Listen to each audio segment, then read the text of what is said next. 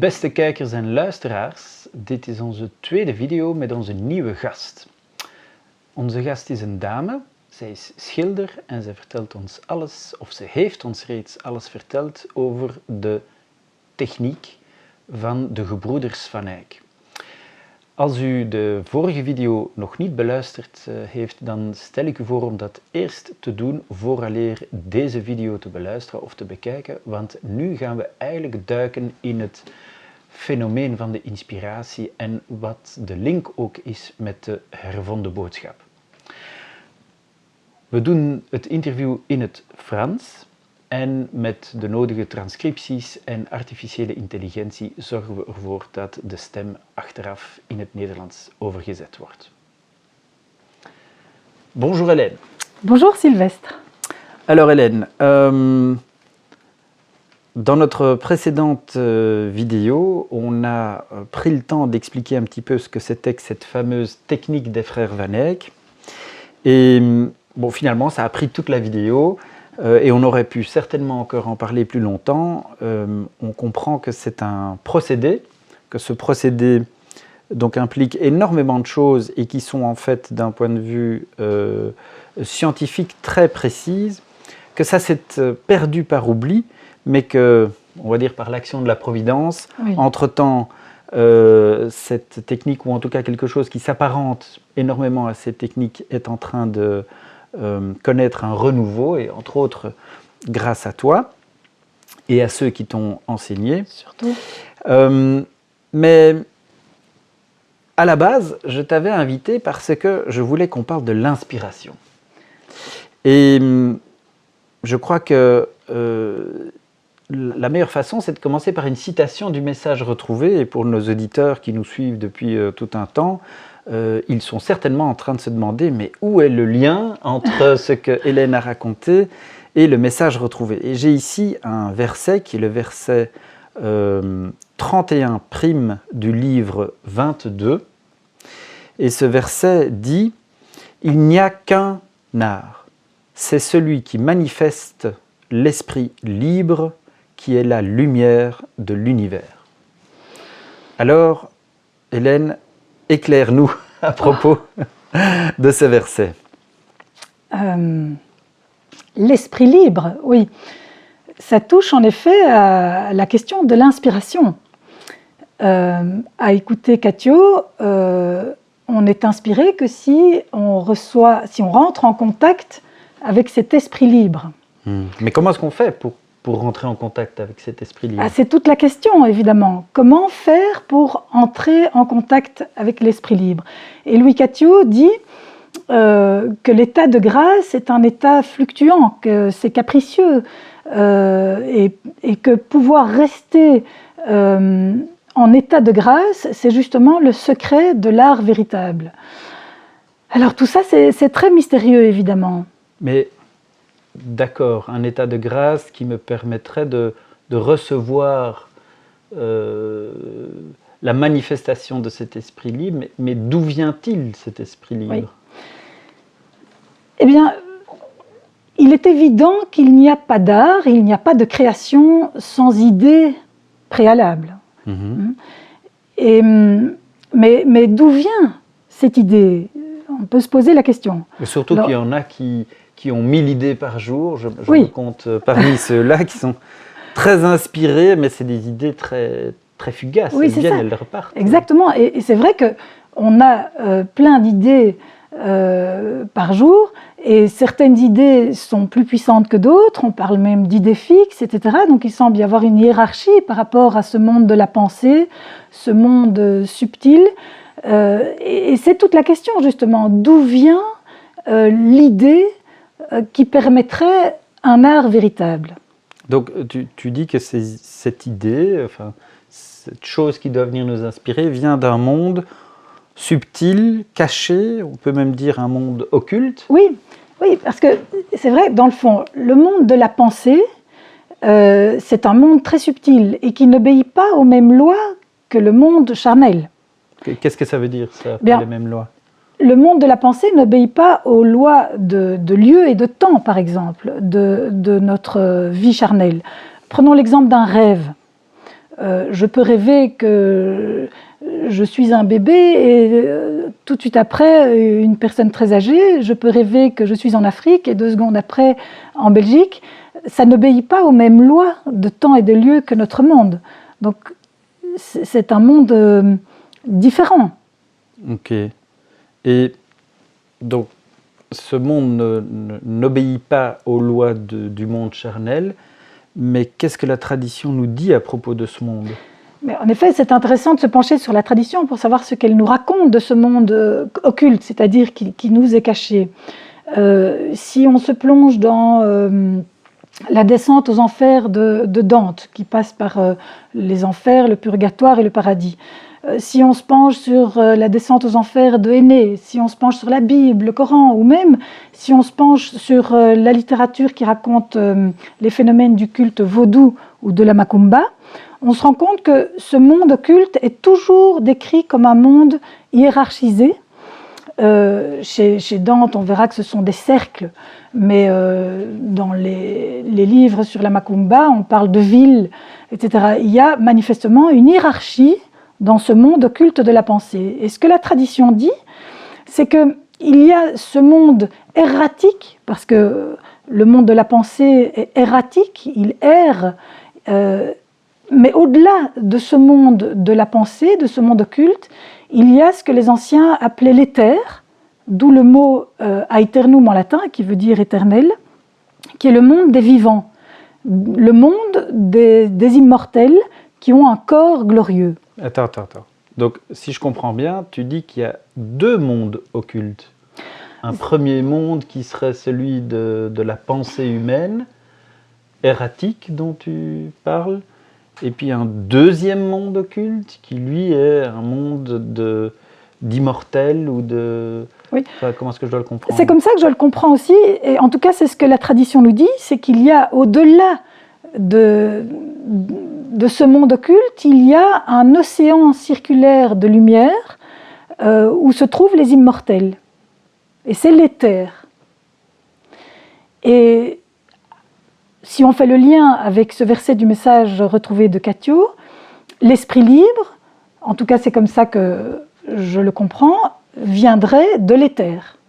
C'est ça. Et donc il faudrait pouvoir attirer à soi l'esprit libre qui est au-delà du monde de nos pensées, au-delà du monde de nos pensées naturelles, et qui vient d'un monde supranaturel. C'est ça. Au-delà du monde sublunaire. Le monde des immortels, le monde des régénérés. Oui. Donc un monde d'une puissance incroyable. Et il faudrait pouvoir faire descendre cet esprit libre, et ce serait ça le phénomène de l'inspiration. Mais comment est-ce qu'on fait descendre cet esprit libre ? C'est toute la question, évidemment. Mais je crois que c'est déjà un très bon point de départ de se poser la question. Et je crois qu'il n'y a pas de truc ou de méthode, mais que c'est une histoire d'amour. Et évidemment, l'amour, ça commence déjà par le désir. Donc, il faut commencer, à mon sens, par le désirer. Désirer communiquer avec cet esprit libre. C'est déjà énorme. Et je dirais même, on peut concevoir que, enfin, on sait qu'avec le monde occulte de la pensée, nous avons une communication. Nous sommes en contact avec ce monde de la pensée, forcément. Et nous avons donc, on pourrait l'appeler comme ça, un organe qui nous permet d'entrer en contact avec le monde occulte. Et on pourrait l'appeler, j'aime ce terme, mais on pourrait l'appeler l'organe de l'intuition. Intuition, ça vient du latin intus, qui veut dire à l'intérieur, et tueri, qui veut dire regarder. Donc ce serait l'organe qui nous permettrait de regarder à l'intérieur, ou de tourner nos sens vers l'intérieur. Et donc il faudrait pouvoir développer cet organe. Alors, je ne sais pas si on peut le développer uniquement par soi-même, j'en doute. Il faut sûrement recevoir, parce que c'est un vase communicant. Pour aimer, enfin, on peut aimer sans être aimé. Il ne suffit pas d'aimer, il faut aussi être aimé en retour pour qu'il y ait une communication avec l'esprit libre. Donc, on dépendra évidemment de l'esprit libre. Mais on peut commencer déjà par se tourner vers lui. Et pour développer ce qu'on pourrait appeler cet organe de l'intuition, mais déjà, je crois qu'il faut le désir, il faut le souhaiter, Et puis on peut demander l'inspiration. Louis Catio disait qu'il avait pu reconstituer le procédé des frères Van Eyck par méditation des textes des maîtres médiévaux et de la Renaissance. Et donc, oui, on dit que la prière est la faiblesse de Dieu. Donc, je ne vois pas pourquoi elle ne serait pas aussi la faiblesse des grands maîtres du passé. Mmh. Demandons-leur l'inspiration et prions l'Esprit libre de nous inspirer. Je crois que c'est ce que nous avons de mieux à faire. Et évidemment, si on se tourne vers... si on essaie de développer cette intuition, je crois que ça mènera à la solitude parce que ça ne se fera que loin de l'agitation du monde.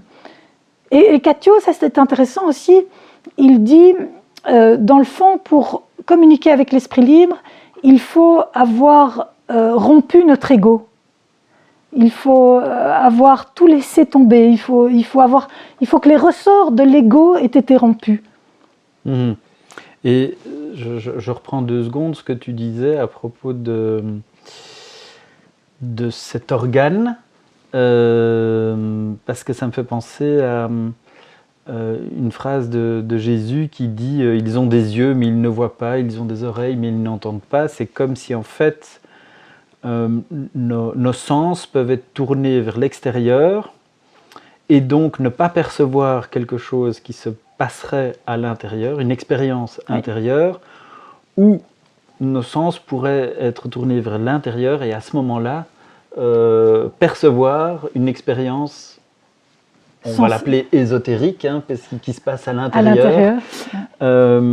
Et que donc l'intuition serait peut-être cette façon d'exercer un organe qui permet de percevoir ce qui se passe à l'intérieur de nous. Tout à fait. Je ne sais pas si c'est en notre pouvoir Mais comme tu disais, si on le désire et qu'on le demande... Voilà, exactement. Ça commence en tout cas par un désir, et c'est déjà beaucoup que d'en prendre conscience, d'avoir un désir conscient, d'être inspiré. Je crois que c'est le début.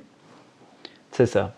Et pour reprendre la phrase de départ, donc qui est ce verset, la manifestation de l'esprit libre, ça serait, pour ainsi dire, la part immortelle, divine, ou je vais l'appeler comme ça divine 2 secondes, mais qu'on pourrait peut-être assimiler à l'âme, à Osiris, enfin bref, à la partie du Dieu qui, à un moment donné, touche cet organe et auquel on donne la place. Tout à fait. Et d'ailleurs, je crois que cet esprit libre, il est en demande de recevoir cette mesure. Il y a d'ailleurs un verset du Message retrouvé qui dit « L'inspiration sans l'action est impuissante, et l'action sans l'inspiration est aveugle. » Ah oui, oui. Et les deux réunis font la perfection, je crois, de l'œuvre dans ce monde. Je crois que c'est ça la fin du verset, mais je ne suis pas certaine. Et j'ai cru comprendre que donc Catio lui-même, comme tu disais, avait retrouvé lui-même aussi un procédé ou le procédé en méditant les maîtres anciens, et que c'est d'ailleurs aussi ce qu'il avait fait en ce qui concerne le Message retrouvé, c'est qu'il s'était inspiré, ou laissé inspirer, parce que si je comprends bien, c'est l'esprit libre qui a tout fait, mais lui c'est, comment dire, enfin en tout cas il l'a laissé faire, mais s'est inspiré des tas de maîtres des différentes traditions. Oui, il s'est offert, le Tao Te Ching, voilà, le Tao Te Ching, etc. Il s'est offert comme réceptacle de l'esprit libre. Oui, c'est vraiment ça le phénomène de l'inspiration. Et tu disais, il faut le désirer et le demander. Et toi, tu le désires et tu l'as demandé Mais en tout cas, je le désire. Et j'ai d'ailleurs, et je prie l'esprit libre, bien sûr, de m'inspirer. Et je crois que, j'espère qu'il me guide, bien sûr. Et, Tu as déjà fait cette démarche de prier un ancien maître Ah oui, mais avant tout tableau, je prie, bien sûr. Je prie et je demande à l'esprit libre de m'inspirer. Et je ne prétends pas, je ne prétends rien, mais en tout cas, c'est ce que je fais. Et j'ai notamment écrit une lettre à Pierre Bruegel, lui demandant, et d'abord le remerciant pour l'héritage qu'il nous a offert, et lui demandant de nous accorder l'inspiration aussi. Oui. Allez, et cette lettre, tu nous la donneras, on va la traduire Volontiers. en néerlandais et on la rendra disponible pour nos auditeurs et spectateurs. Je parie qu'elle est très intéressante. Hein. Super Hélène, merci. Je pense qu'avec ça, on a commencé à aborder la question de l'inspiration et on commence à voir le lien entre cette technique et le message retrouvé, et en tout cas Louis Cattiot, qui était lui-même peintre et dont on nous parlera un peu plus une prochaine fois, je pense, parce qu'on n'a toujours pas terminé. Mais nous sommes au bout de cette vidéo et avant toute chose, comme d'habitude, on tire un verset. Alors, cette fois-ci, c'est moi qui vais tirer, si tu me permets. Voilà. Demandons à l'esprit libre de nous inspirer. Ben voilà, allez.